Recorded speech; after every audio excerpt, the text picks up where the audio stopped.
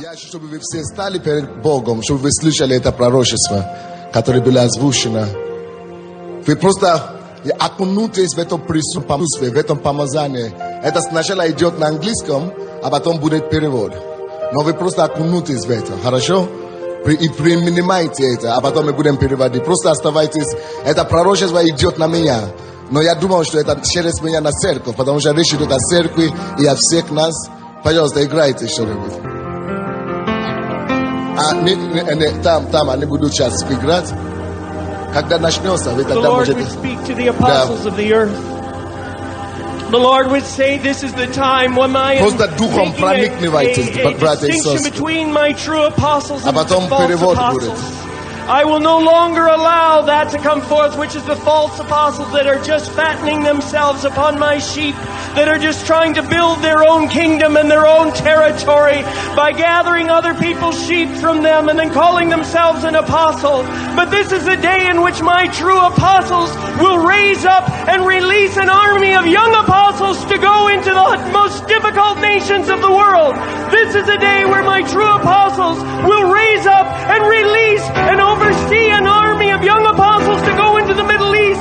Young apostles who are willing even to lay down their lives as martyrs. For the Lord would say, the time has come and I am redrawing the map of the Middle East. I am redrawing the map of the Middle East. I am redrawing the map of the Middle East, says the Lord, according to my heart and my will and my plan. And you will see that the wall of Islam is crumbling. It is crumbling because it is dependent upon lies and upon oppression and deceit. It has become a high wall, cracked and bulging, that is ready to crumble. But I'm calling forth to my apostles, be ready for the harvest. Be ready for the harvest. Stop playing games. Stop building your own kingdoms and your own territories. My true apostles will be ready and will hear me and will be ready for the Middle East. As I open the doors, as I crumble the walls, they will be ready. They will be waiting. They will have a young army that is at the bursting, that's ready to race, that's ready to cut the tape at the beginning of the race and just burst through that and to run forth to the nations, to run forth to the hard nations, to the difficult nations, to the nations that have rejected me. But they will be overwhelmed by my army that I will send upon them, says the Lord. An army of young apostles who will go in the wake of my judgments. For by my judgments, the nations will learn righteousness. So have the army ready to teach righteousness. Have the army ready to proclaim righteousness. Have the army ready to live righteousness. Have the army ready to sacrifice and go in, and you will see that there will be the harvest in the Middle East that you have desired, says the Lord. Sunday.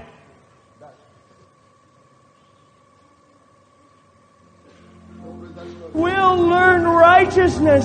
So have the army ready to teach righteousness. Have the army ready to proclaim righteousness. Have the army ready to live righteousness. Have the army ready to sacrifice and go in, and you will see that there will be the harvest in the Middle East that you have desired, says the Lord. Sunday. But the Lord says, you have been preparing that army. I have told you, young people, the Lord says the reason your church has grown so quickly, I'm saving them to go harvest. I'm putting a sickle in your hand. This is the reason I brought you from Nigeria to the Ukraine. Not only from the Ukraine, all the Balkans. Prepare them. The Lord says, prepare them. Prepare the Balkan states. The Lord says, prepare Belarusia. The Lord says, prepare. There is an army that is going to come from. Господь будет говорить к апостолам земли. В это время, говорит Господь, я провожу разграничение между истинными и ложными апостолами. Я более не допущу того, чтобы ложные апостолы уточняли себя за счет моих овец. Они просто стремятся строить свое царство и свою церковь за счет того, что переманивают к себе чужих овец, а затем называют себя апостолами. Но пришел тот день, когда я подниму истинных апостолов и высвобожу армию молодых апостолов в самые сложные народы мира. Настал тот день, когда поднимутся мои истинные апостолы, и они поднимутся и будут направлять другую армию молодых апостолов, чтобы идти на Ближний Восток. Молодые апостолы, которые готовы даже отдать свои жизни и умереть мученической смертью. Пришло время, говорит Господь, когда я заново рисую карту Ближнего Востока. Я заново рисую карту Ближнего Востока, Господь говорит. Я заново рисую карту Ближнего Востока по моему сердцу, в соответствии с моей волей, с моим планом. И вы увидите, как распадается стена ислама. Она распадается, потому что опирается на бичевание, угнетение, обман. Эта стена выросла, но теперь она покрылась трещинами, раздулась, и она готова треснуть. Я привожу в действие моих апостолов. Приготовьтесь к сбору урожая. Перестаньте играть в игры. Сандей, пастор Сандей, так говорит Господь, ты готовишь эту армию. Я сказал тебе, я сказал твоим молодым людям, Господь открывает причину, по которой твоя церковь так быстро выросла. Я сберегаю их для тебя.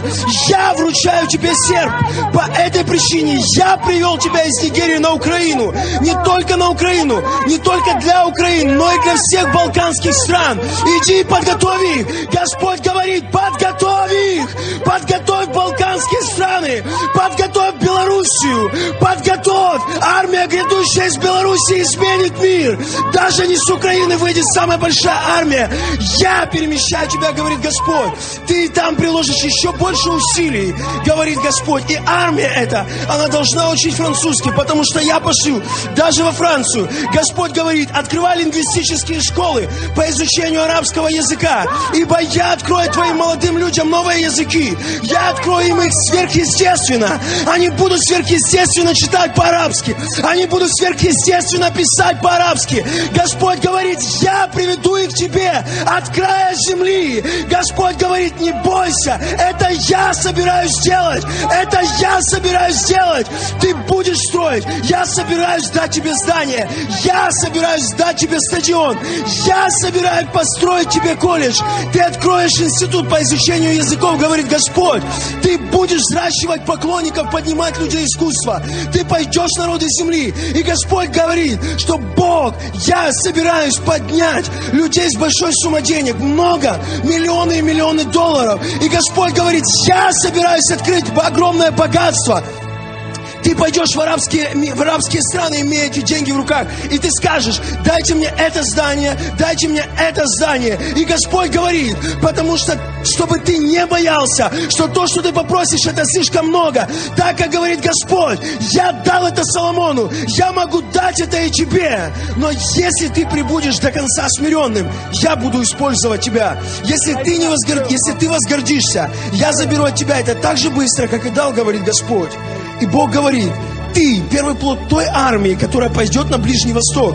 Не только ты, но и другие украинские церкви. Ибо я подготовил армию на Украине. Я подготовил армию, которая, как из хлебной корзины, начнет выносить хлеб жизни. И эта армия, она будет кормить голодных. Она пойдет вперед и сделает то, что необходимо для меня. Господь говорит, время пришло. Сейчас иди в этот мир.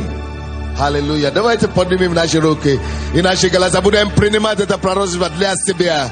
Давайте будем провозглашать, что то, для чего Бог вас привел в эту церковь, то, для чего Господь нас привел в эту церковь, чтобы собирать урожай последнего времени, что это состоится в нашей жизни индивидуально. Поэтому я специально это играл, чтобы вы могли проникнуться духом в это пророчество и могли принять это, что Господь, это для меня.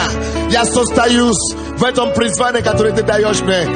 чтобы Бог вам не сказал, зарабатывать деньги, бизнес, или в служении, или в политике, какое бы призвание Бог вам не дал, сейчас просто поднимите ваши голоса к Богу, начните пророчество на свою жизнь, вы начните утвердить эту истину на свою жизнь во имя Иисуса.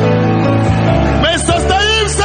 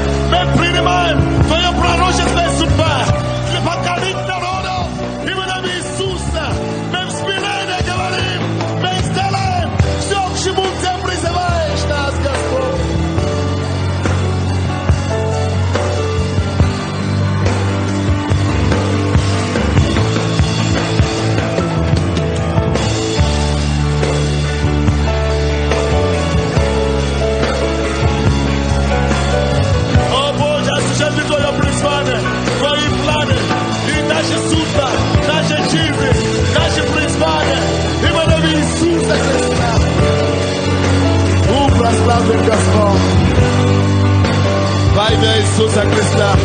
И весь народ Божий воскликнет Богу. Дайте Ему хвалу, честь, величие. Он достоин хвалы всех.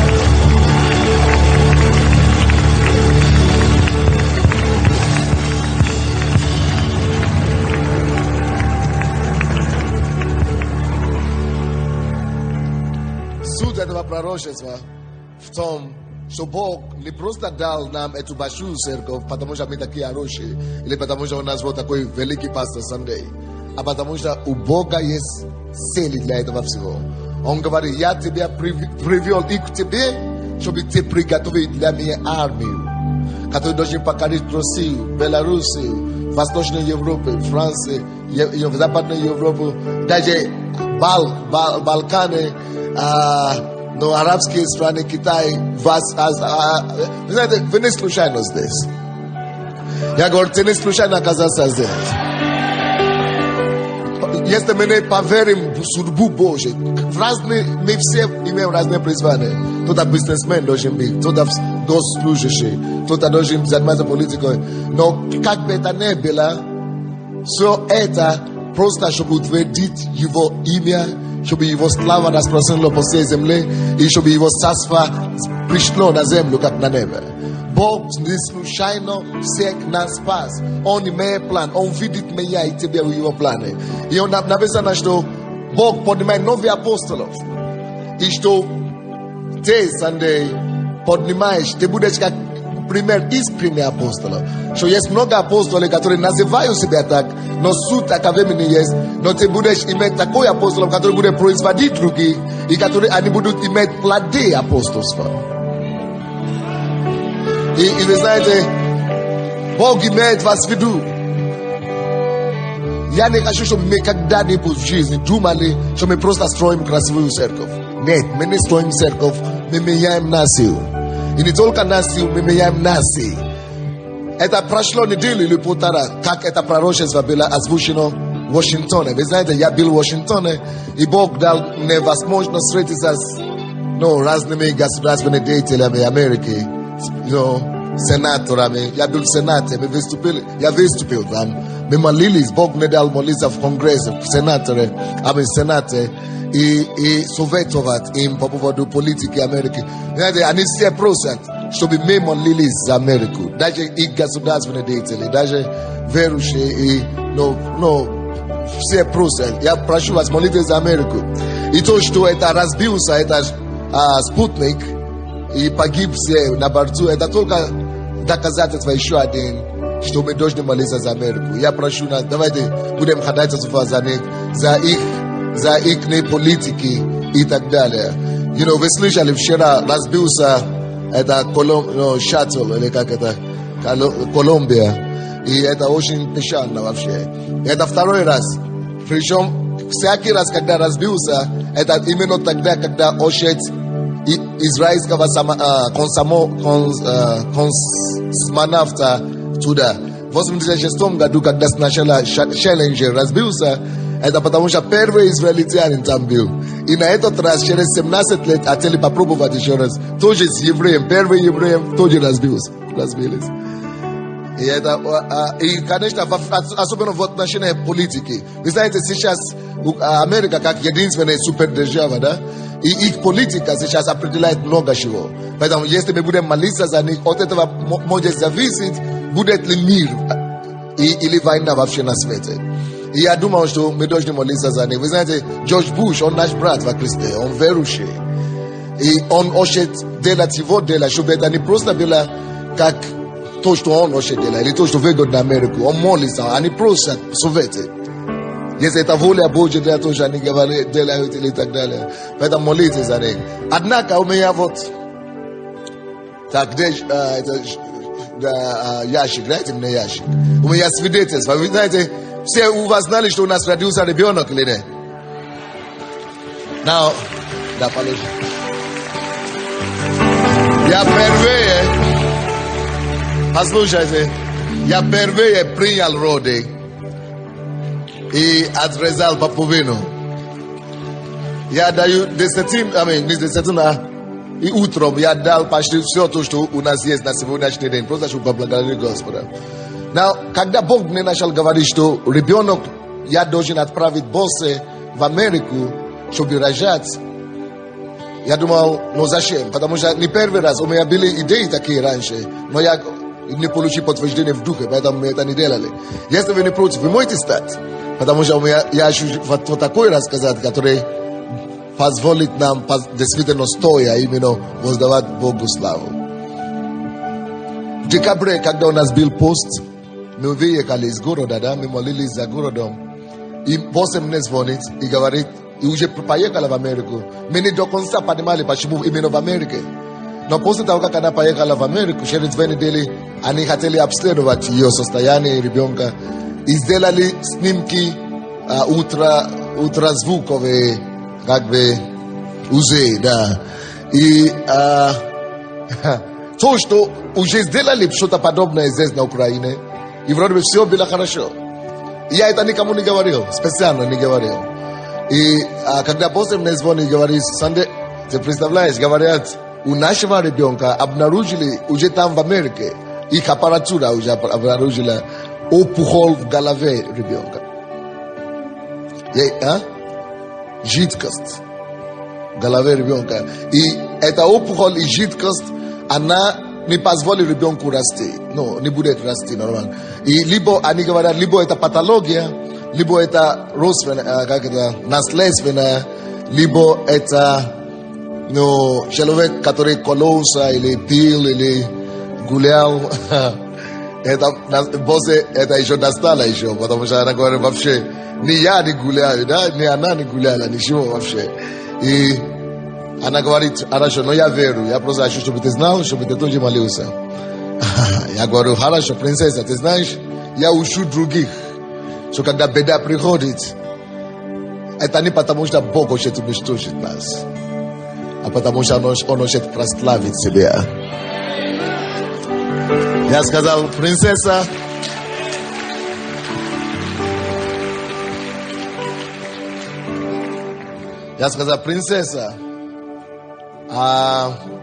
у нас в нашей жизни совместной Бог уже явил нам много чудес.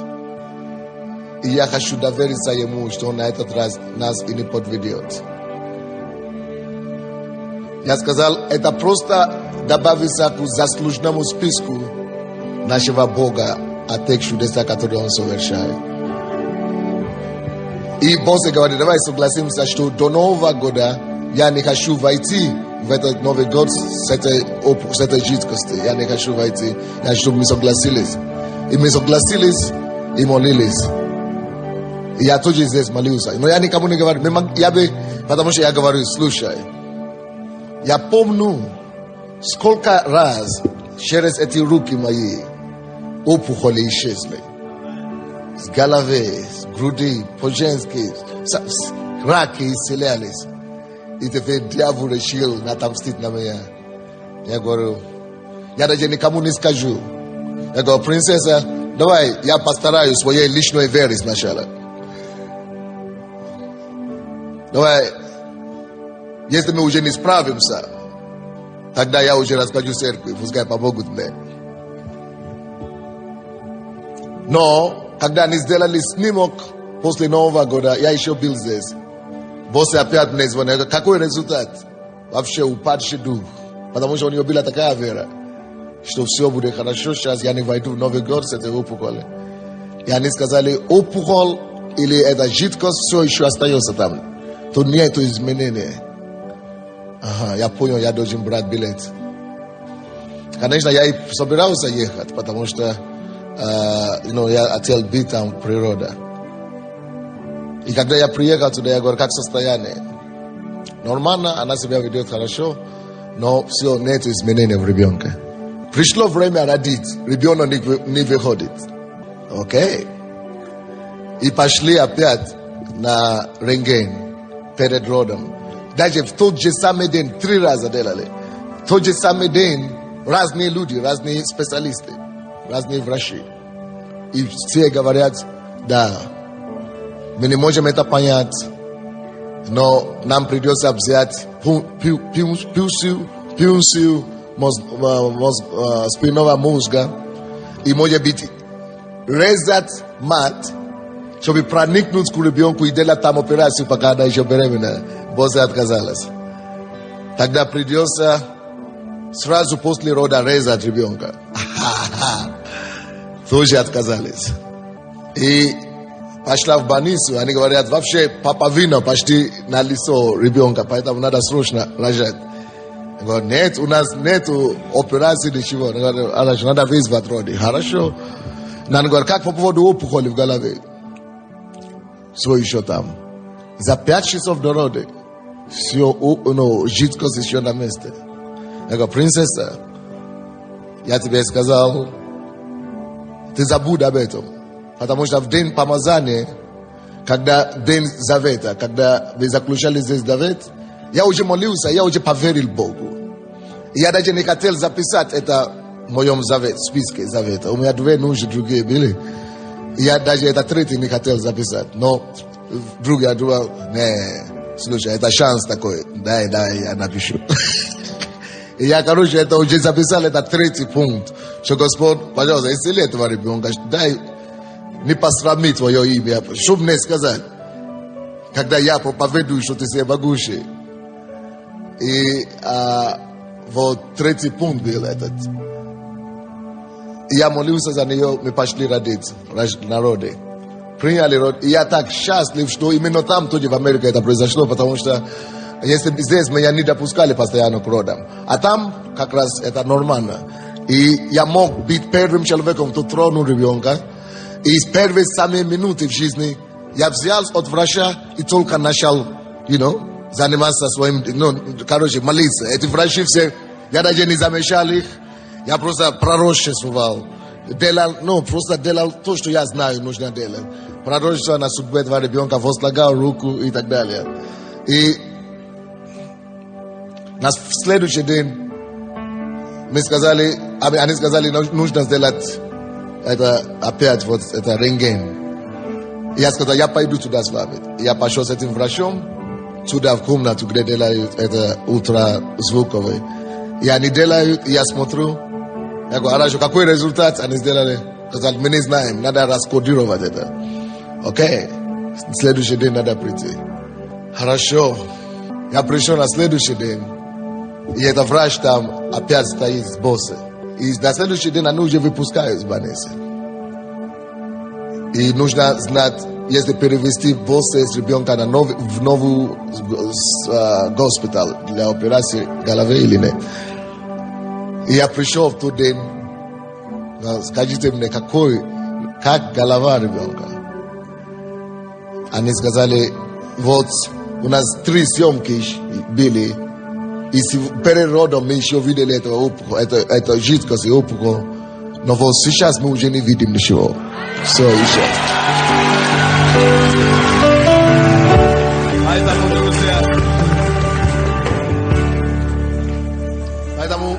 меня праздник. И я счастлив. После не нужно оставаться в Америке еще 3 месяца или полгода на исследование операции. Она завтра уже приедет в Киев.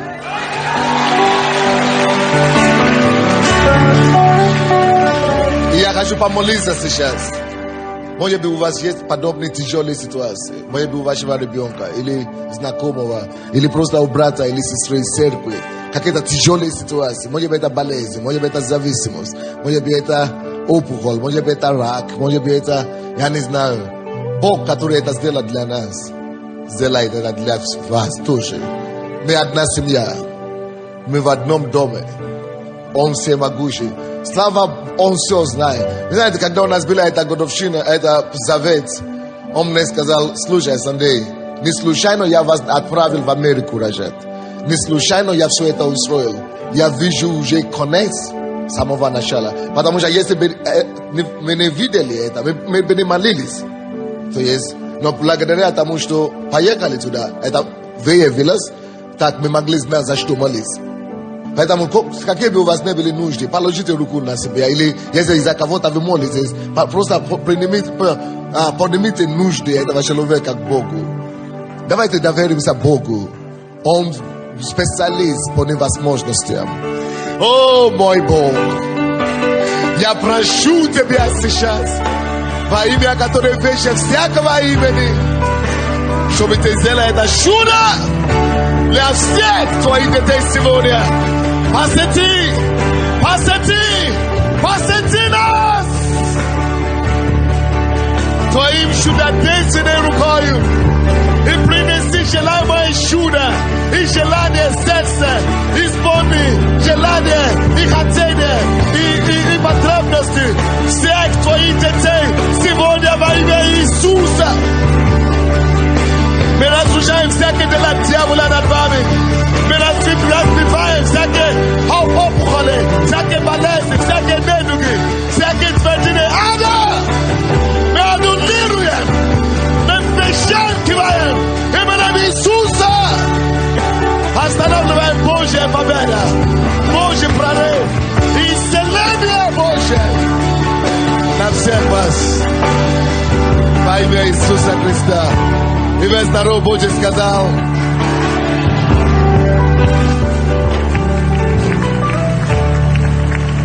прославьте Иисуса со мной.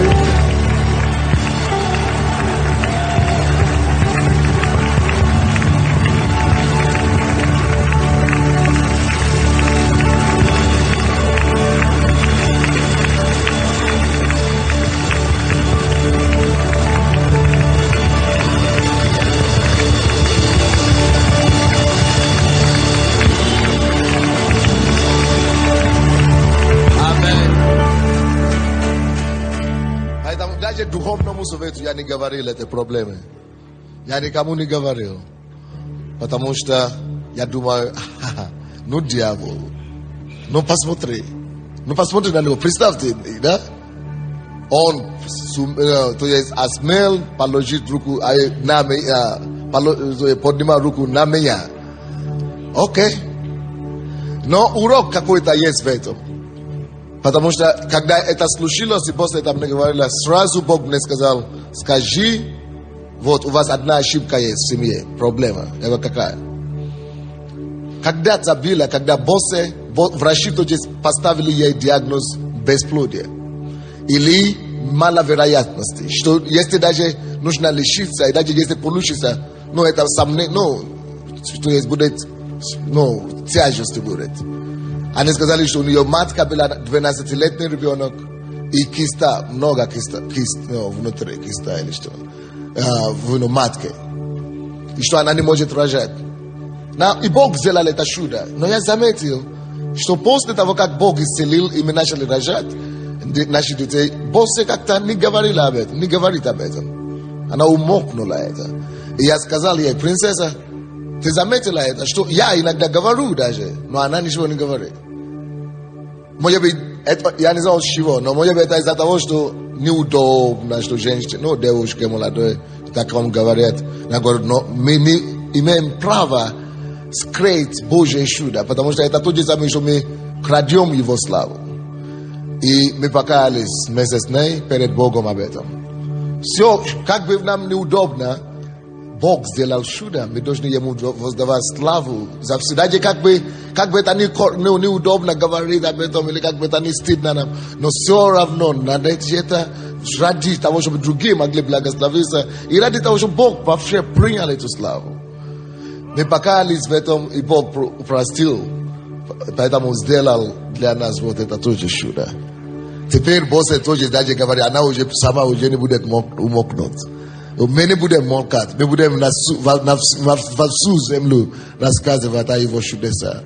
Поймите, все ваши проблемы – это возможность Богу опять проявляться, чтобы добавить к Его списку свидетельств о том, что Он действительно всемогущий Бог. Братья и сестры, заводите эту книгу свидетельств. У нашей семьи это есть. Тетрадь такая целая. Даже если я умру, даже если дети, я скажу им, слушайте, вот эта книга, как Библия, нельзя выбрасывать. Наша личная Библия. Те чудеса все. Маленькие, большие, которые Бог делает, когда-то делал с моего рождения, с ее жизни. Мы все это пишем. Это будет как большая книга такая. И они будут передаваться во все поколения. Чтобы люди знали, что их отцы, и деды, и прадеды, когда мы уже умрем, служили великому Богу. И что им тоже стоит быть верны Ему. Дайте Богу славу. Поприветствуйте кого-нибудь, вы можете присесть. Спасибо, брат Валерий.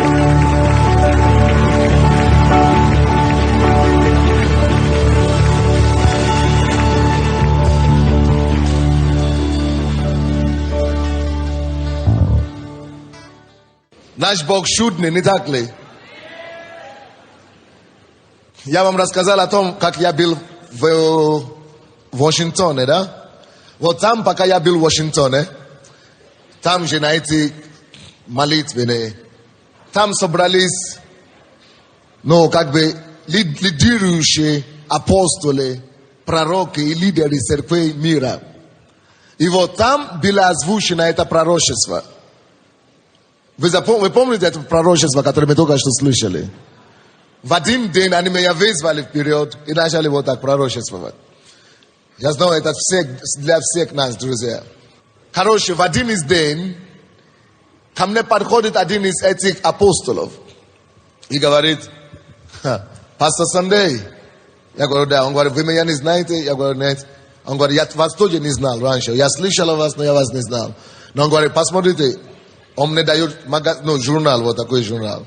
И говорит, ты знаешь этого человека, которого там изображен? Я смотрю, да, узнал. Я говорю, я его знаю. Только я никогда его не видел на этом месте. И никогда не видел его в этом качестве. И он мне дает, смотрел. Оказывается, это меня там нарисовали. Что за журнал, я вам скажу. Это апостол, только что был в Нигерии, проводил там конференцию. И он видел этот журнал, либо купил, либо подарил, и взял с собой. Он даже не знал, что он меня увидит в Вашингтоне. А здесь что написано? Написано такие слова. Апостол Сандей Аделаджа, пастор самой большой церкви в Европе, объявлен человеком года в Нигерии. Я говорю, я там даже не бываю. И как-то засветились, так что объявили человеком года. Я говорю, интересно, правда ли, как Бог делает свое дело? По поводу этого пророчества, после этого вот пророчества, за неделю, вы не представляете себе, допустим, говорили там в этом пророчестве о Франции. За Францию я думал, но никого вообще никогда там не знал. И никто меня вообще туда никогда не приглашал. Я там никогда не проповедовал. Я вообще ни одного верующего там не знал. Но там написано, откроется тебе Франция. Тебе надо будет ехать в Францию. Пока я ехал из Вашингтона до Киева, 2 приглашения пришло из Франции. Не приехал туда на конференцию. После этого вообще не надо говорить, потому что подумали, что пастор слишком много говорит о себе. Но слишком много вещей, что Бог делает, если я начну перечисливать, не все правильно поймут. Но могу думать, что пастор возгодился, поэтому пускай будет. Это вы поймете, но не все разные по-разному думают. Поэтому благословит Господь. Короче, Бог подтверждает свое слово. И нас все хочет использовать и употребить. И я хочу ободрить вас. Давайте доверимся Богу. Мы не случайно здесь. Он имеет планы для нас. Давайте поверим Ему. И давайте пойдем за Ним. Аминь. Да. Бог такие вещи делает. Может быть, кто-то из Центральной Церкви помнит. Я одно из свидетельств расскажу. В октябре я приехал из Швеции, где мы делали евангелизацию, конференцию. И я рассказал о свидетельствах. Андрей, ты же помнишь? Мы с тобой были, ты мне не дал соврать. И после одного тяжелого дня, там, потому что надо было мне пробивать, там очень тяжелая была конференция там.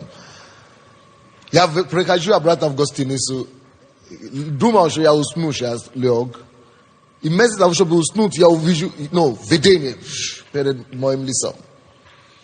Что там было? Я вижу себя, что я в Голландии, перемещен.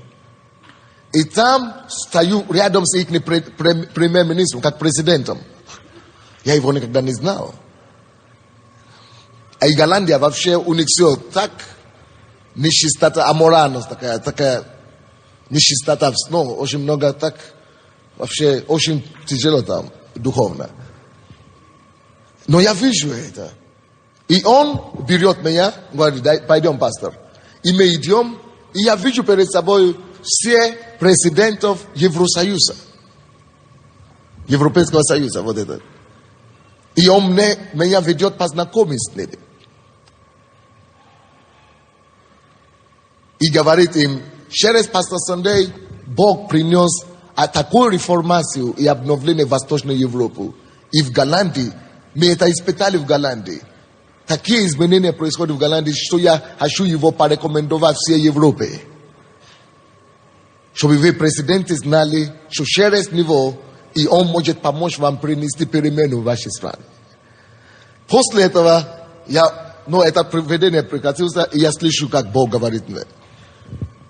Я хочу, чтобы ты начал переживать и молиться, и бороться за Европу. Окей? Но я вижу, что это президент верующий. И я пишу имейл, то есть Роб, наш пастор там, который пастор Роб. Они это приняли, но это невероятно, невозможно, потому что вы знаете, что происходит? Через какое-то время убивают самого популярного политика в этой стране. Просто кто-то взял и застрелил. И его партия рухнула. И получилась самая меньшая партия, была христианская партия.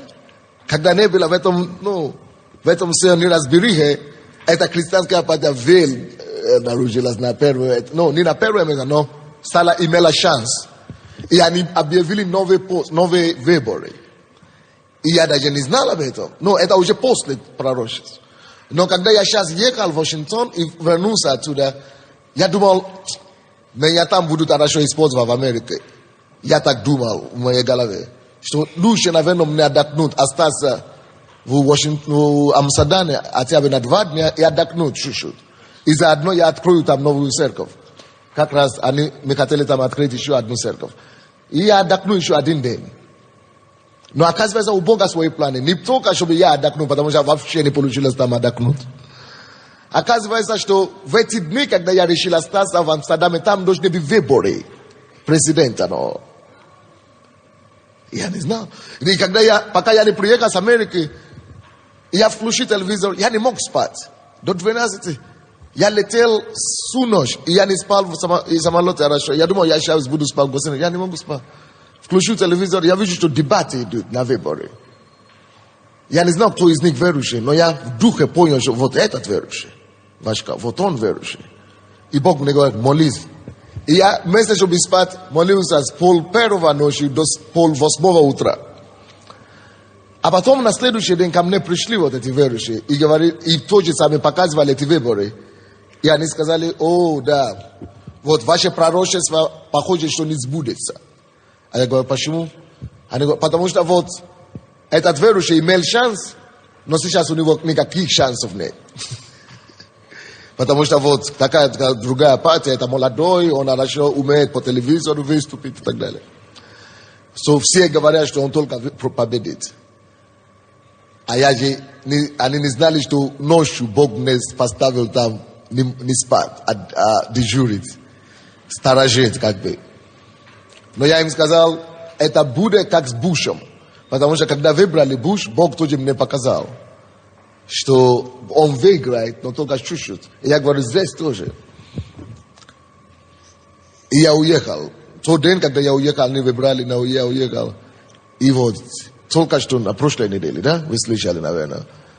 И результат выбора вышел. Сначала, да, эта христианская партия проигрывала. Потом последний день, когда считали по счету, обнаружила, что христианская партия и христианин-президент первый раз в Голландии. Премьер-министр.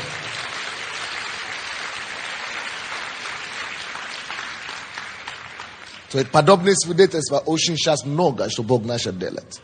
И я хочу, чтобы мы с вами доверили Богу.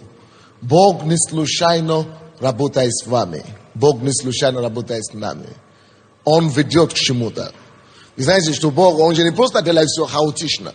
Если мы верующие, мы знаем Его, написано, что все содействует ко благу для любящих Его и призваны по Его изволению. Что-то будет, друзья.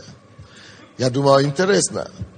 Когда сначала вот эти, опять после этого пророчества, телевидение опять услышали, опять приедут сюда в марте, на следующее служение помазания, чтобы посмотреть, ну, жили как это, они все знали об этом.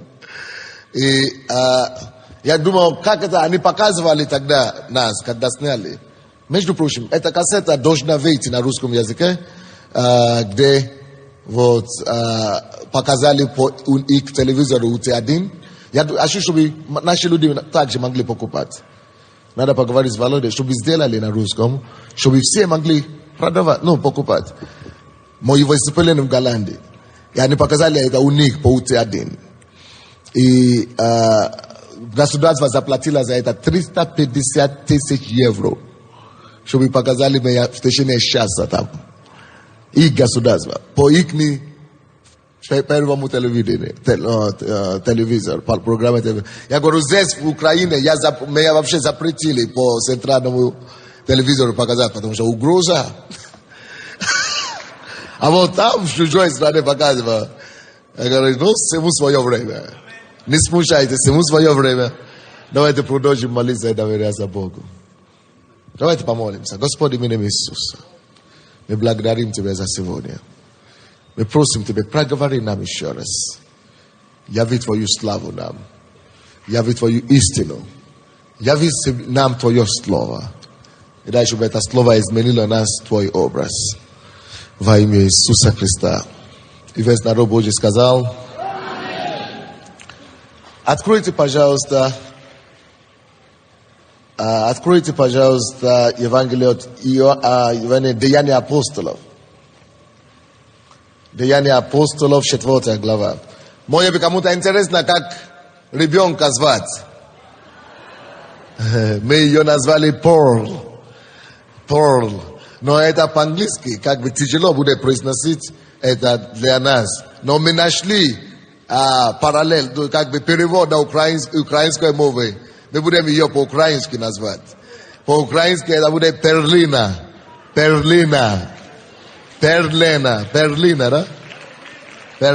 да? Перлина. Кто знает украинскую мову, тот знает, что это значит. Кто-нибудь знает, что это значит? Жемчужина, да. Жемчужина. Окей. Откройте, пожалуйста, Деяния апостолов, 4 глава, 13 стих. Деяния апостолов 4:13. Отец, благослови Твое Слово еще раз. Во имя Иисуса. Аминь. Видя смелость Петра и Иоанна, и приметившись, что они люди не книжные и простые, они удивлялись. Между тем, узнавали их, что они были с Иисусом. Давайте скажем эти слова. Между тем, узнавали их, что они были с Иисусом. Первое, что эти люди заметили, когда увидели апостолов, это то, что апостолы были не книжные, то есть не грамотные, и простые люди, и не фарисеи, значит, не элита, не является один из ведущих людей в обществе. Однако, несмотря на то, что это вопиющий факт, что они неграмотные люди, эти люди, которые видели и смотрели на апостолов, также не смогли отрицать один важный факт. И сказали, они узнали их. Now, скажите, пожалуйста, по каким критериям узнали апостолов? Узнали их в качестве кого? Узнали их как людей, которые были с Иисусом. Откуда знали, что они были с Иисусом? Очень просто, друзья. Что-то Иисус был нарисован в них, можно так сказать буквально. Иисус был выражен в них и через них настолько сильно, что просто смотря на них, на их поступки, на их отношения, нельзя было скрыть, что эти люди были с Иисусом и знают Иисуса. Представьте себе такое. Братья и сестры, я проповедую сегодня на теме место развития, то есть церковь или домашние группы, это место развития или взращивания маленького Иисуса внутри меня. Церковь, домашняя группа, что хотите. Это место развития или взращивания, формирования Иисуса внутри меня. Формирование, место взращивания, формирование Иисуса. Церковь не просто для нас здесь, чтобы мы могли веселиться, танцевать и так далее, и расходиться, или чтобы просто решать наши вопросы. Иисус пришел с неба, чтобы явить Бога. Чтобы явить, написано в Евангелии от Иоанна 1:18. Никто Бога никогда не видел, но единородный Сын, который жил, который был внутри Бога Отца, который был с Ним, был внутри Него. Он не только пришел открыть Иисуса или проповедовать об Иисусе, о Боге. Иисус не пришел просто проповедовать о Боге. Он пришел что делать? Явить, показать. Поэтому он говорит, если кто видит меня, тот видит Отца моего, пославшего меня. Если вы можете видеть Иисуса, вы видите Отца. О чем это говорит? Это говорится о том, что Иисус на самом деле был невидимый образ. Он был невидимый образ невидимого Отца. Он был насыщен Богом. И апостолы поняли самое главное послание Бога. Самое главное послание Иисуса в том, что это послание не в учении только, не в церковь создавать даже, не в структура, а самое главное послание Иисуса – это явить Отца. Явить Отца, явить Бога и внедрить Бога в людей. Поэтому он не просто пришел проповедовать. Если бы он пришел только проповедовать, он бы просто проповедовал всем. Но он собрал 12, чтобы внедрить Иисуса и Бога и в них. Чтобы передать им Бога. Чтобы взращивать Бога в эти 12 апостолов как пример. И показал этим 12 апостолам как выжить, как Бог бы реагировал во всех разных жизненных ситуациях. Поэтому они жили с ним, они ходили с ним, они кушали с ним, они двигались с ним, они видели, как он реагировал. И все, как он реагировал, это был для них откровение, какой Бог есть. Как Бог бы действовал, как Бог бы реагировал на ситуации. И этим самым Бог доказывает нам, что слушайте, Иисус, я тоже воплоти. Я тоже имею испытание, искушение. И вы видите, тем не менее, я имею победу. Я одерживаю победу благодаря тому, что Бог Отец во мне. Я пришел явить вам ваш образ, ваш оригинал. Вы созданы быть таким, как я. Вы созданы быть таким, как ваш Отец Небесный.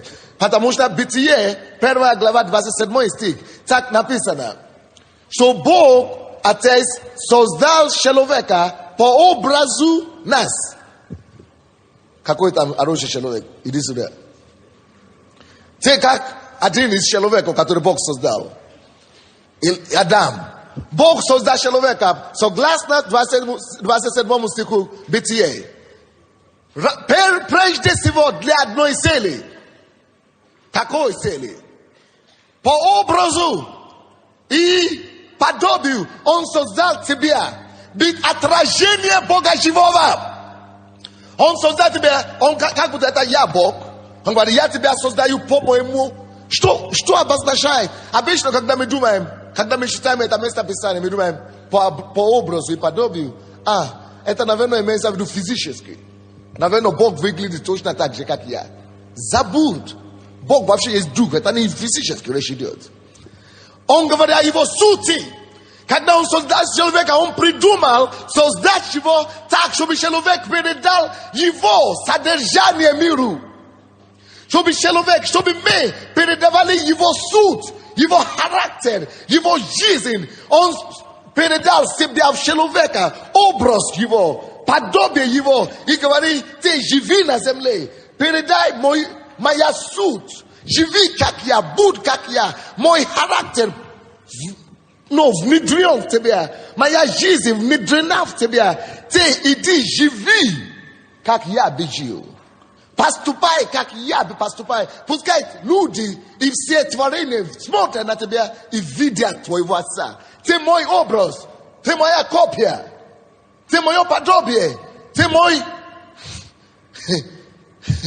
мой прототип. Иди.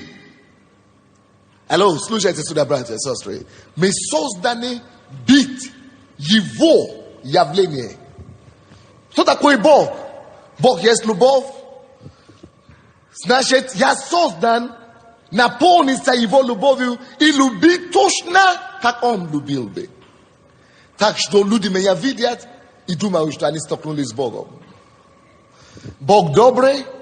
Окей, я создан, чтобы быть отражением его образа. Я его образ. Он невидимый, но я видимый. Хотите видеть Бога? Вот я. Апостолы это поняли. Из-за того, что благодаря тому, что они это поняли, когда их увидели, неверующие люди, фарисеи и так далее, они сказали, слушай, мы ничего не поняли, вообще ничего не понимаем. Слушай, вроде бы простые люди, вроде бы неграмотные люди, не книжные, вроде бы Иисуса уже убили. А вот мы узнали их. Они же такие же, как Иисус. Значит, Иисус сделал отличную работу. Он настолько передал образ Бога, образ себя в них. А почему они не сказали, вот мы видим Бога в них? Потому что они не знают, каким Бог выглядит, как Бог выглядит. Они видели Иисуса, они его убили. Они знают, как Иисус выглядит. Поэтому они видели Иисуса, и этого же Иисуса, кого они вроде бы уже убили. Они его видят в этих людях, причем не в одном, не в двух. Сразу во многих. Что нет, мы не можем ошибаться, мы узнали их. Это Иисус. Тот образ Отца, который Иисус принес явить. Они увидели в них. Эти люди приняли образ. А он говорит, если вы примете меня, вы принимаете от самого, это то же самое. Слушайте, человек был создан быть как Бог Отец. Быть его образ на земле. Быть он на небе, я его образ на земле. Образ его красоты, образ его славы, образ его любви, образ его подобия, его терпения, его милости, его благости, его доброты, образ его неограниченной силы, образ его знамения, образ его величия. Я, его образ, был создан представлять здесь, на земле. Но проблема человека в том, что дьявол пришел и попутал это дело. Согрешил, и мы все уже родились запутанными. Мы уже не понимаем, кем мы созданы быть. Потому что мы уже родились в грехе, мы уже не знаем, как Бог выглядит. Мы уже не имеем понимания и представления о его образе, как он был. Поэтому Бог вынужден прислать Иисуса как бы заново, чтобы показать человеку еще раз, возобновить оригинальный образ Отца, потому что никто Бога Отца, после Адама, никто Бога Отца не видел. Никто его образ не понимает, никто его не понимает, никто не знает, что он любовь. Мы стараемся, мы чувствуем внутри себя, что нужно лучше жить, но мы не знаем, как жить. Он есть любовь, которая любит врагов и друзей одинаковые. Он есть тот, который благословляет проклинающих. Он есть тот, который посылает дождь и солнце и на добрых, и на злых. Но мы не знаем, как быть таким. Мы его никогда не видели. Мы только видели дьявола, который нас ведет через наш поход плоти, поход очи. И мы знаем только людей других, которые делали мамы и папы, которые не были лучшими. Мы знаем только, как люди живут. Мы не знаем, как быть образ и подобию Бога. Поэтому нужно было, чтобы кто-то явил это образ нам. Нужно было, чтобы кто-то принес это образ оригинального.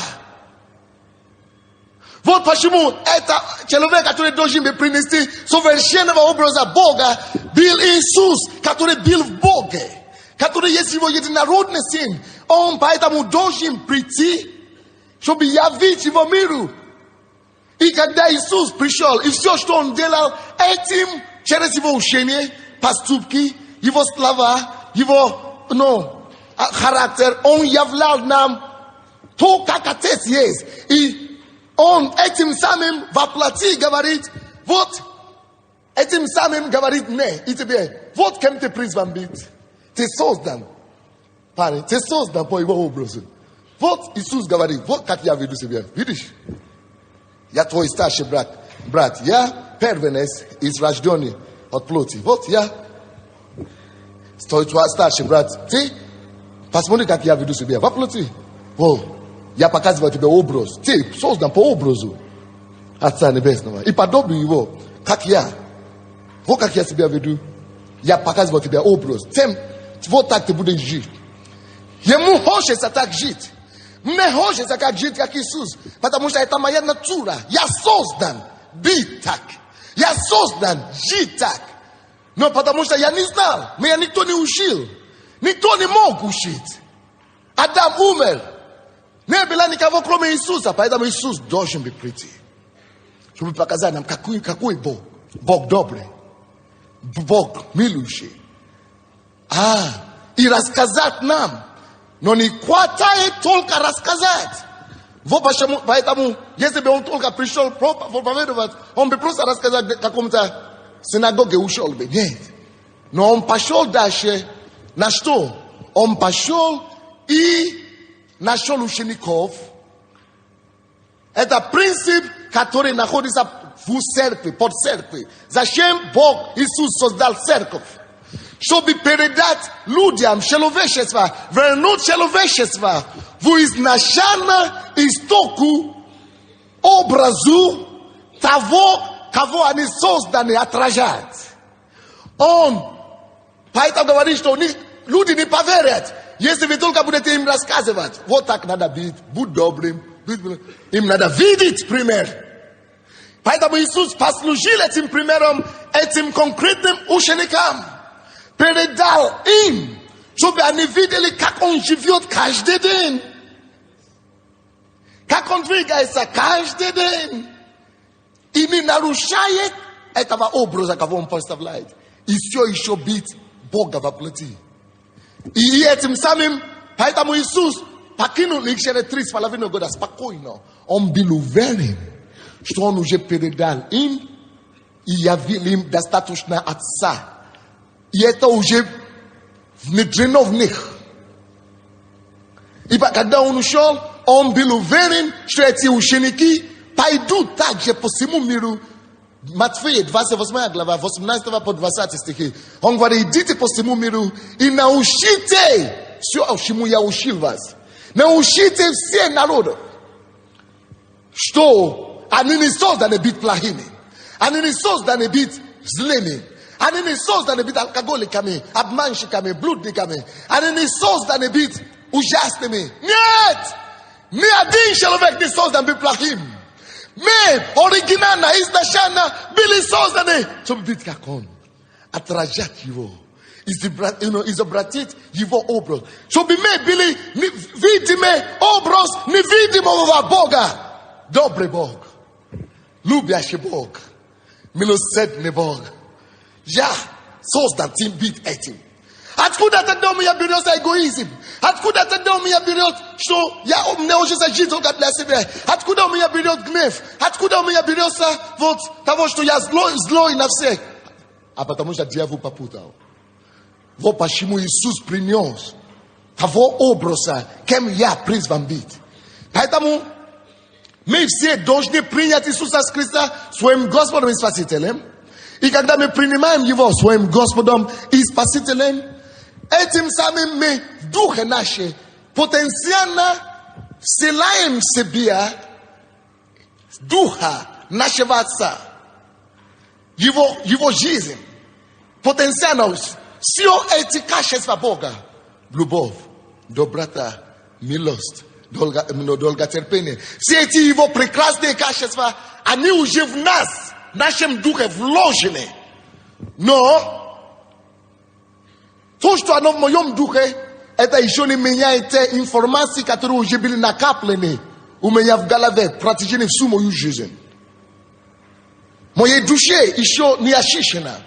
Мне надо еще менять свое впечатление. Это Бог даст нам Библию. Читай. Когда ты читай, посмотри образ Иисуса. Образ Бога. Как Он себя ведет. Что ему можно делать, что ему нельзя делать, как он себя не может вести. Посмотри, как люди вели себя плохо, и что они получили за это. Посмотри, как те, которые вели себя хорошо, и что, как они получили, как они закончили. Вот, Он дал нам слово Его, Библия, чтобы нам работать над своей душою. И привести его в соответствии с духом Его, и с Его личностью, которую уже мы приняли. И поэтому Он дал нам примеры. И поэтому в оригинале идите научите всех народов. Написано так. Идите сделайте всех народов учениками. Точно как Иисус сделал своих 12 учениками. 12. Что значит учениками? Те, которые приняли Его образ. Которые уже внедрили Его в себе. Мы должны все народов сделать учениками, которые внедрят Иисуса в себе. Чтобы куда бы они ни пошли, чтобы безошибочно любой человек мог смотреть на них и сказать: слушай, это необыкновенный человек. Что-то есть в тебе. Ты что, верующий? Нет, ты не просто верующий. Я вижу Бога в тебе. Я вижу Иисуса. Ты что-то, ты другой. Потому что мы созданы быть Богом, отражением, Божьим образом здесь на земле. Он создал нам быть образ, подобие. Любовь, я должна быть Его любовь, ходящая любовь. Вы думаете, мне тяжело? Да, всем тяжело. Если мы сами будем стараться такими быть. Но нам не надо даже стараться. Теперь не тяжело. Я вам скажу, как это не тяжело быть таким, как Он. Потому что теперь я уже увидел Его. Поэтому я сокрушился в своих грехах. Покаялся в своих грехах, что я не такой. Он проявляет себя нам. И когда мы видим его, как он есть, мы начинаем каяться в своих грехах. Мы осознаем, что я не такой. А это уже самое главное. Если ты это не сделаешь, ничего уже не поможет. Но когда мы каемся, это значит, мы сдаемся, что все. Кем я был до того, не соответствует моей натурой. И когда мы каемся, мы принимаем его в свое сердце. Мы принимаем Иисуса Христа своим Господом и Спасителем.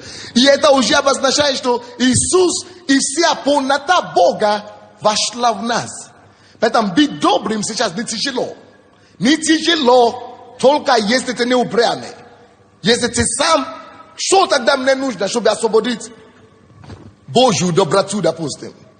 Чтобы высвободить из себя до Божьей доброты, нужно просто мне опять, как я первый раз сокрушился перед Богом в покаянии и уступил ему место, и он вошел в мое сердце.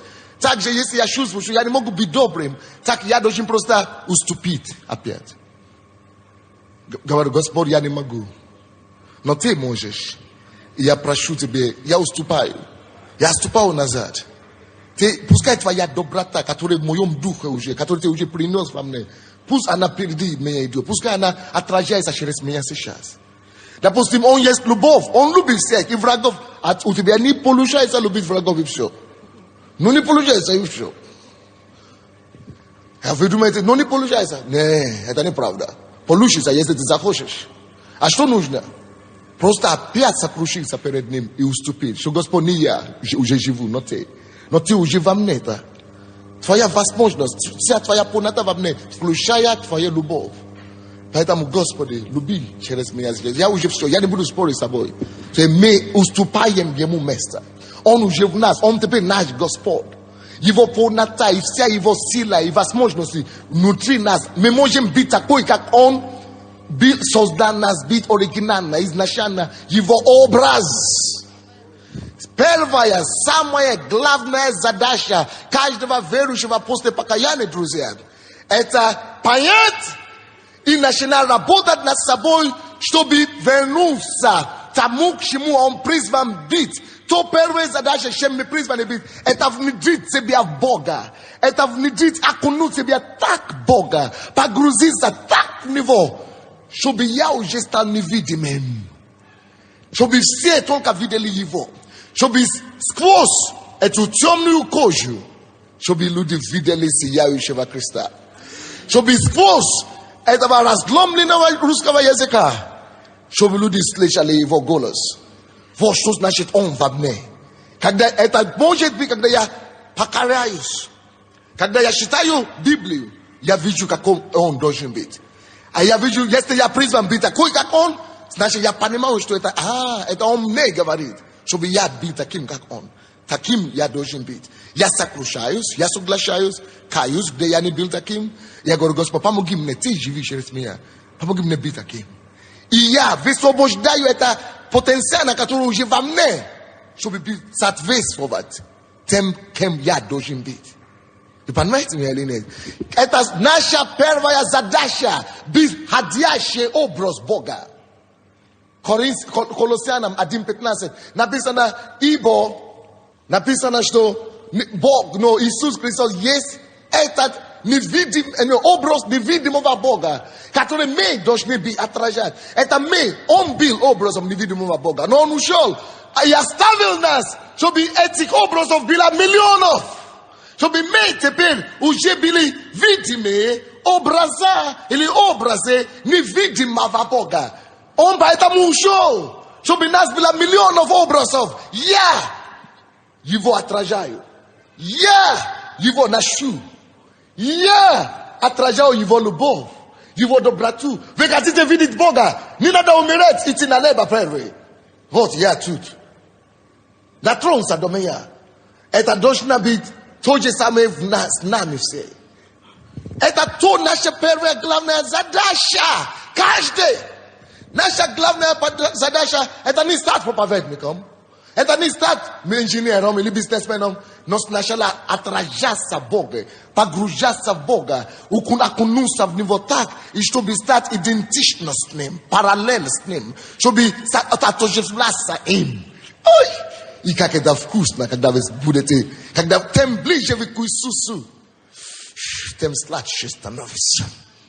Поэтому мы читаем Библию, поэтому мы ходим на группу. Поэтому не потому, что мы хотим решить наши проблемы только. Нет, я хочу вернуться к тому, к чему я был создан вообще быть. Он говорит, он создал, давайте создадим человека по образу. Он создал меня ради того, чтобы быть образ и подобию его. Я это потерял из-за греха моего предка Адама и Ева. Но слава Богу за второй Адам, который вернул мне, показал мне картину через его жизнь, через Священное Писание, через Бога. Я через Библию. Я теперь вижу, каким я создан быть, как Он выглядит. Он есть Бог богов, царь царей. Он есть мой Создатель. Я теперь могу его видеть, каким Он, чтобы потом стремиться к тому, чтобы быть таким, как Он. Но теперь мне уже не надо мучиться, потому что Он своим духом уже передал мне потенциально. В моем духе, его личность, его качество, он уже во мне. Теперь мне нужно только покориться ему, чтобы отражать его и быть точную копией его в моем бизнесе, в моем доме, в моей семье, в моем служении. И чтобы куда бы я ни пошел, хотя я инженер, я бил, я какой-то пою или ремонтирую какой-то, строитель, я строю, я приношу или ношу камень или что-то такое, или что-то сделаю. И там, даже при этом люди меня видят, как человек, который другой, который носит Иисуса. Вот наша первая задача. Я вам скажу, вторая задача, это такой же. Возлюбите Господа Бога как своего и ближнего как самого себя. Вторая задача – это быть как Иисус. Сделать учеников, сделать другим, передать это личность Иисуса, передать это образ Бога всем, которые вокруг тебя, всем, кому Бог тебя приводит, все, кого Бог вообще образовал. Сделать всех, с кем ты сталкиваешься, видеть, дать им видеть образа Бога в тебе, а потом помочь им прорваться с этим образом мира, ветхого человека, прорваться и оторваться от образа мира сего и от образа дьявола, и чтобы они могли, видя образа Бога в тебе, захотеть, и чтобы ты мог помочь им опять приобрести образа их оригинального Создателя, Отца, по которому они были созданы изначально. Чтобы они могли, это то, что обозначает быть учителем или наставником. Это то, что Иисус делал. Ты будешь таким образом уже пример.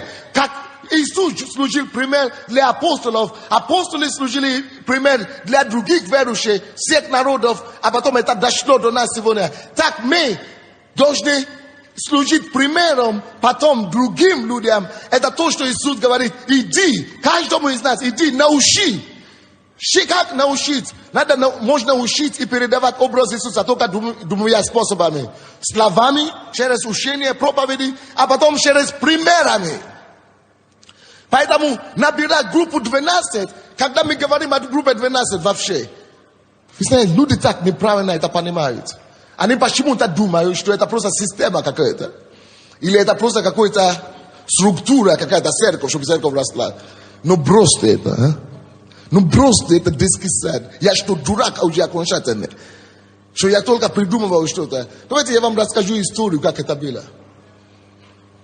Я молился, когда у нас было где-то 8 тысяч человек. Я молился, что делать, чтобы люди писали больше, укрепляться в Бога и уж последователями и так далее. Чтобы не потерялись. И вдруг я уснул. Я слышал кассеты.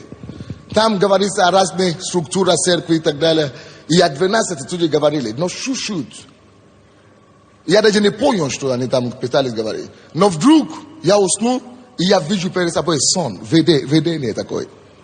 Я вижу Иисуса перед собой. Он со своими учениками. 12 учеников. И вдруг я оказался там, как 13. Я думал, ой, что же он говорит им?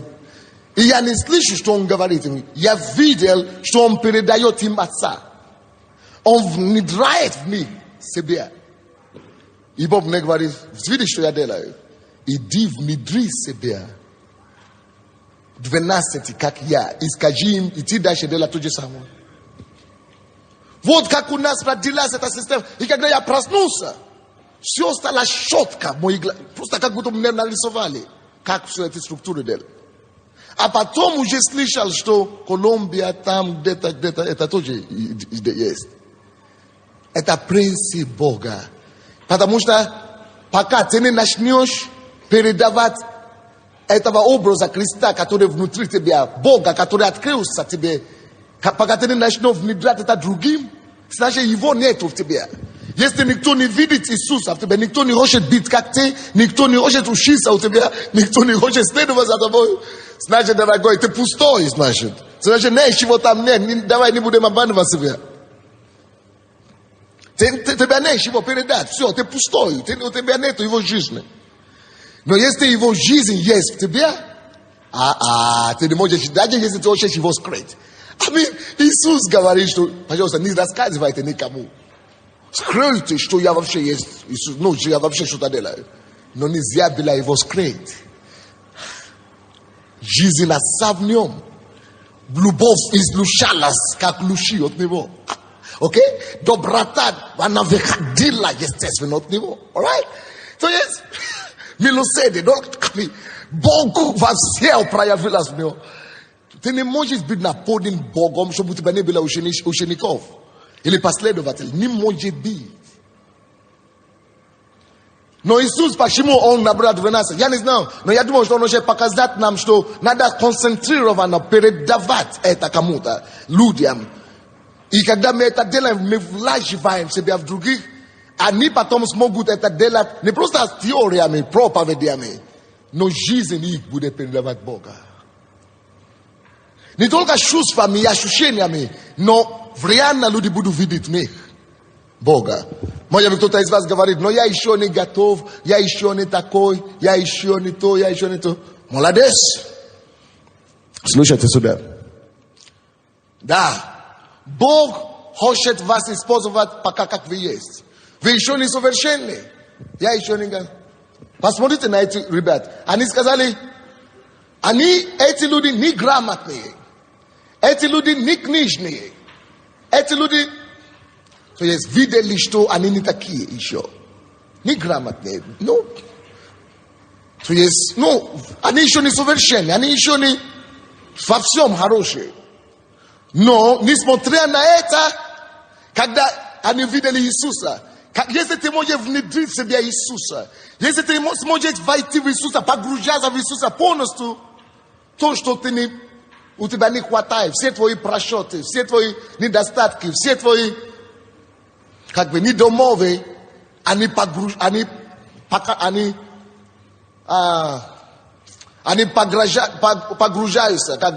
они утемнены, они утемляются большим образом Иисуса, который в тебе. Они становятся незначительными, потому что Иисус подавляет эти все твои недостатки. Иисус вытесняет, и насколько, если Иисус будет отражен в тебе, Он будет просто покрывать эти все твои недостатки. Представьте себе, буквально сегодня вот этот журналист был, который у меня в комнате, я ему рассказывал, слушай, почти каждый день я сталкиваюсь с кем-то, кто говорит, зачем это черномазый нас будет учить в миру. То есть неверующие так говорят. Почему? Потому что они правы, по их мнению. Что действительно, зачем черномазый может учить, да? Что он может учить? Но когда ваши глаза открылись, вы увидели Иисуса в этом черномазе. И благодаря Иисусу, эта черная кожа вам уже не волнует. Вы уже увидели что-то более значительного. Это разбитый русский язык вас уже не волнует. Вы уже увидели Христа в нем. Вас говорят, вас гипнотизировали. Зачем вы туда пошли? Он такой плохой, вы все равно идете. Не потому что вы гипнотизировали или что, а потому что вы уже увидели Иисуса. Вот, если мы с вами, какие бы мы еще не были, но сможем воспитать в себе Иисуса. О, Иисус. Если мы с вами сможем Его характер внедрить в себя, Его качество внедрить в себя, Его любовь покрыть собою, уступить Ему и позволить Ему господствовать над нами во всем. Не важно, чего еще не хватает, не важно, что у нас еще не такое, не важно, какие еще недомовы, недостатки у нас есть. Если Он может вылезти над нами, над нашими всеми это самыми, Бог так проявится, и люди увидят Бога живого в нас, и они захотят быть такими, как Он, друзья. Кто-нибудь понимает меня или нет? Это стоит тому. Мы созданы по Его образу, быть Его образ на земле. Вот, это самая главная наша задача. Есть ли Его образ для кого-то? А если ты есть образ Его для кого-то, у тебя будет группа. Потому что эти люди будут тянуться к тебе, ты будешь их воспитывать, ты будешь заинтересован воспитывать образ Бога в кого-то другого. Вот почему у нас группы 12. Вот почему у нас есть пасторские группы. У нас есть, каждый должен иметь свои группы. Вы должны иметь, куда вы ходите, чтобы видеть кого-то, кто старше вас, Бога, или кто может лучше вас знает, кто может вам рассказать что-то про Иисуса, передавать вам. Но слушайте, вы увидите своего лидера несовершенство. Вы увидите в этом лидере много недостаток. Точно как они увидели в них, что неграмотные, темные, не фарисеи. Вы увидите слишком много недостатков в любом лидере, в любом пасторе. Но мы, которые ищем Отца, не сосредотачиваем внимание на недостатки. Мы сосредотачиваем наше внимание на того, что большего, который мы видим. На того Иисуса, который мы видим. На того, то больше этой недостатки, которые мы видим. И мы берем того, что нам нужно. А то некоторые спотыкаются. Я не могу ходить на группы. Они такие, еще не такие, еще не такие. Слушай, и ты тоже не такой вообще-то, между прочим. Но бери то, что тебе надо. Аминь. Поэтому каждый из нас должен иметь, не просто слушать проповеди. Некоторые говорят, я буду ходить на Sunday, слушать проповеди. Но это недостаточно. Словами, надо еще видеть. С кем-то ходить. Чтобы ты видел, когда он падал, какие у него трудности. Чтобы он рассказывал его путь. Чтобы ты тоже мог знать, да, то, что у меня происходит, тоже нормально. И чтобы ты мог тоже знать, как это передать этого образа Иисуса и подобия кому-то другому. А если ты получаешь это, ты будешь желать это получать, передавать другому. Поэтому если вы еще не начали влиять на людей и передавать в них Иисуса, качество Иисуса, вам надо начинать просто приблизиться к Иисусу и просить, чтобы Он использовал вашу жизнь, чтобы влиять на другие жизни. Это так жалко будет. Еще одно место Писания я закончу. Галатам 5. 19 стиха. Кто-нибудь нашел? Дела плоти известны. Они суд прелюбодеяния. Мы это все знаем. То есть, когда дьявол попутал, мы все родились в грехе.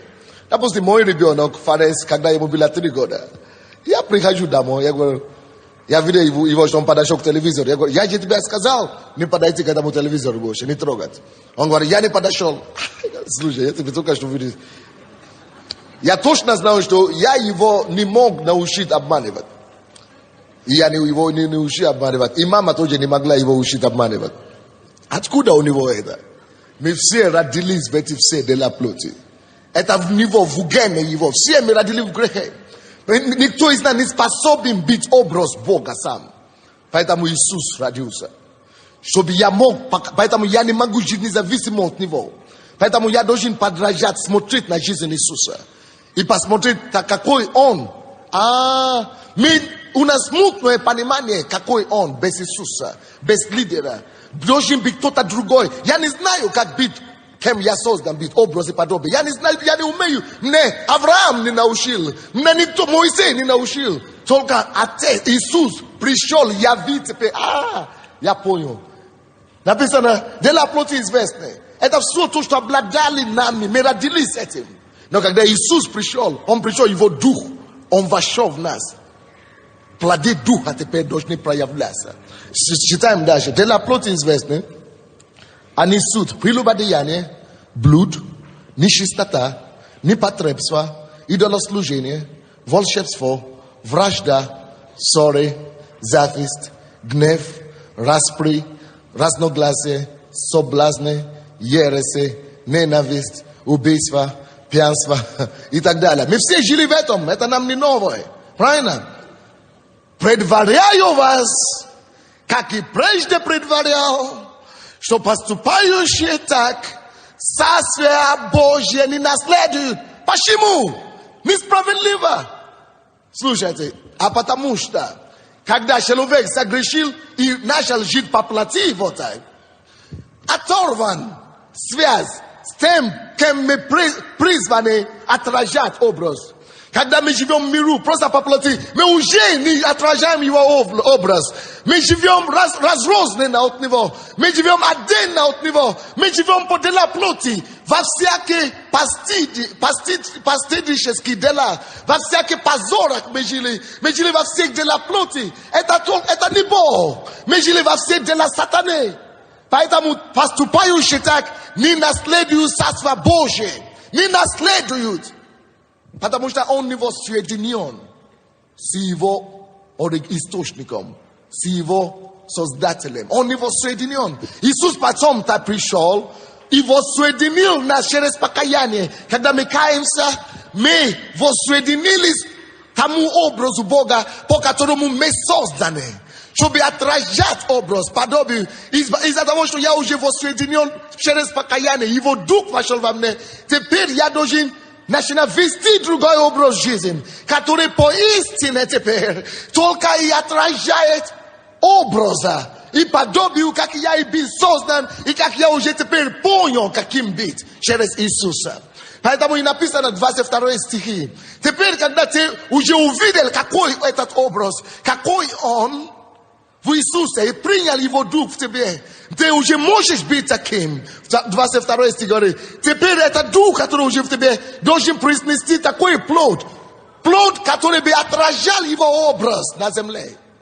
Плоды, которые должны показать его подобие на земле. Какой он есть, образ его, я. Эти отражают Бога. Это его характеристики. Это его характер. 22 стих. Плод же Духа. Любовь. Бог есть любовь. Можно это сказать. Это легко сказать так. Но Иисус пришел явить, доказать и убедить меня, что Бог есть любовь. Он 3,5 года говорил это. Но на кресте, когда его распяли, он говорил, прости, Господи. Неужели он на самом деле это имел в виду? Не просто на слова. Вот почему нужен лидер, на кого ты можешь смотреть. Это легко рассказывать. Но надо видеть, чтобы кто-то и примером показал, вот Бог есть любовь. Это любовь во мне, вот оно. Меня распинают, а я говорю, прости, Господи. Потому что я не знал, что они делали. Да, я понял. Он доказал. Этим сказал, и примером я вижу Бога. Я вижу его любовь. Я могу тоже таким быть. Его любовь во мне. Значит, я могу тоже любить и простить врагов. И я могу научить и передать это другому сейчас. Плод же Духа. Любовь. Бог есть любовь. Иисус явил это. И я призван являть это. Я его образ. Я являю любовь. Хочешь видеть, какой Бог? Он любовь. Посмотри, как я живу. Посмотри его любовь во мне. Люди видят. Каждый из нас должен видеть этого Бога. Любовь. Радость. Мир. Проблемы были у Иисуса. Он плакал с плачущим. Он радовался радующимися. Но характеристика его жизни все время это радость была. Радость в духе. Проблемы куши. não имеет радость, которая изнутри идет. Мы это видели в его жизни все время. Мы должны это не только тоже слышали, мы должны иметь пример. Допустим, весь прошлый месяц вы меня видели здесь, я был в церковь в декабре, ноябре. Вы не знали, что у меня такая проблема с сыном? Вы не знали, а мы дочкой, с женой. Я радость. Это я его образ. Хорошо, что рассказывают нам, но должен быть образ, должен быть кто-то, кто может этим жить. Вот почему каждый из нас должен стать этим образом. Мы призваны, созданы быть его образ. Мы призваны быть лидером для кого-то, быть образом Бога для него, чтобы они также могли стать и начинать быть образом для кого-то. Мир в сердце, там, где беспокойство вокруг. Мы видели, как он проповедовал о мире, что мир даю вам. Но когда шторм бил по его лодке, когда лодка переворачивался, испытание пришло на это слово «мир». И я понял, что он спал. И когда его разбудили, что все, мы сейчас утонем, он все еще был в покое. Мир. Бог есть мир. Бог не беспокоится. Значит, я тут не беспокоюсь. Неужели это может быть? Дайте воплотить. Ладно, Бог. Но я же его образ. Он во мне. Иисус это показал. Я могу тоже так быть. Это все, что здесь написано. Первая задача. Поэтому мы ходим в церковь. Церковь. Всякий раз, братья и сестры, прежде чем ты уйдешь из дома в церковь, скажи Богу: Господь, я хочу что-то познать о Тебе сегодня, чтобы мне позволило быть Твоим образом Божьим. Прежде чем уйти на домашнюю группу, помоги мне отразить свой образ. Яви себе так не сегодня на группе, или через лидера, или через какого-то брата, чтобы я видел тебя и мог знать, как мне быть Твоим образом еще лучше. Поэтому мы все это делаем. Это не религия. Я создан быть как Он. И я здесь, чтобы менять мир. Потому что я стал таким, как Он. Его характер, его сила, его мужество, его дерзновение, его благодать. Потому что я как Он во всем, изнутри. Очень часто многие люди хотят прийти к Богу и говорят: пока они сегодня и завтра говорят: о, Господь, дай мне силу, дай мне помазание, я хочу исцелять людей, как Иисус или как пастор.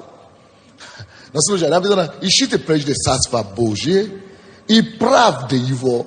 Сначала ты должен искать правду Божию, Царство Божие. Что такое Царство Божие? Это совокупность лишь жизни Иисуса и Его учения. То есть Его жизнь есть во мне. Я наполняю Царство Божие. Я как Его характер, Его условия, учения. Я живу этим, я знаю. Я нашел Царство, я живу Царство, я восхищаю Царство. И Его праведность. И тогда сила, помазание, исцеление – это автоматически. Потому что я двигаюсь в Царстве, я хожу в нем. Долготерпение. Бог долго терпит, но я Его образ. Значит, меня люди должны видеть Божье долготерпение. Благость. Меня люди должны видеть Божье благость. Я Его образ благости. Образ Его милосердия. Образ Его веры, кротости, воздержания. Вот поэтому мы должны постоянно ходить за Иисуса, наполняться им. Но легче, когда у нас есть лидер или пример, за которым мы можем идти. Кто-то говорит: да, у меня есть пример. Вот пастор Сандей мой лидер.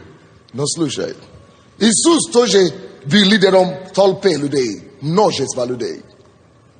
Но у него были 12. Он понимает, что для множества не все поймут, что есть очень тяжело передать образ Бога множеством.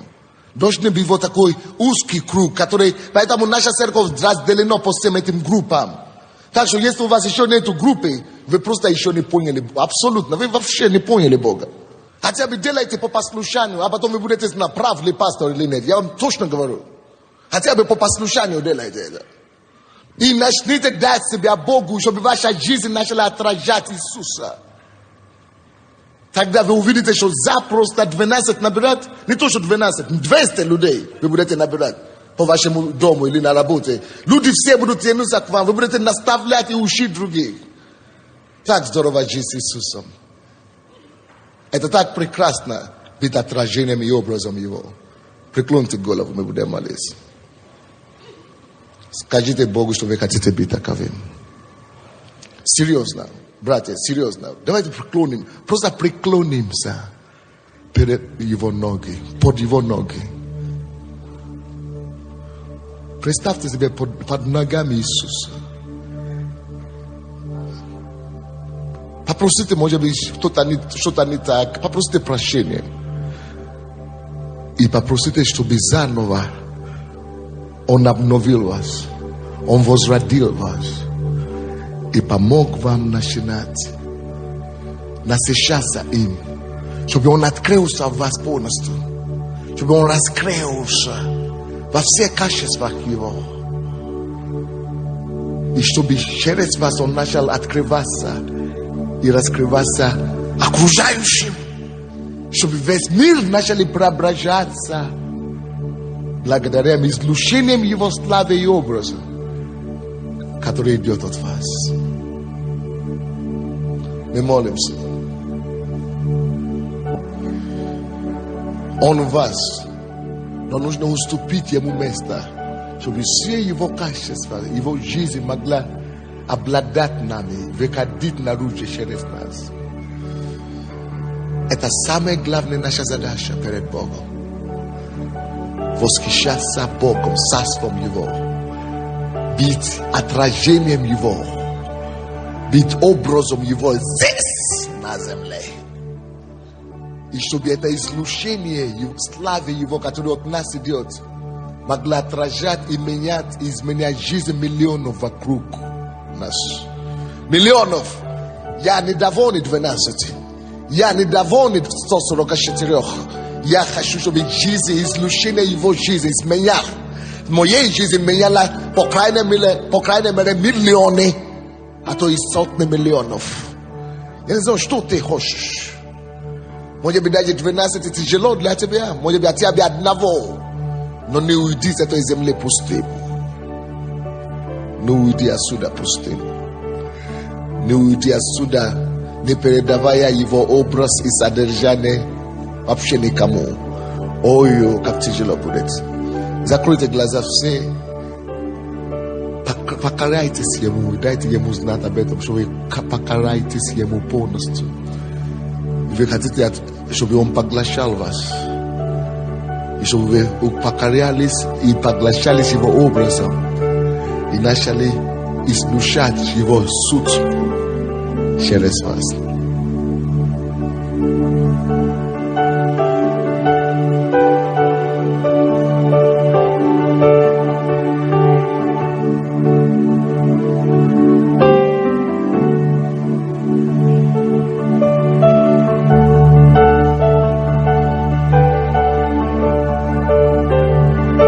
Девиз наш должен быть во всем. Будет ли Иисус так поступать? Может ли Иисус так поступать? Если Иисус не может так поступать, я не хочу так поступать. Скажите Богу об этом, чтобы Он помог вам быть отражением именно качества и жизни Иисуса. Если Иисус не может так поступать, не хочу так поступать.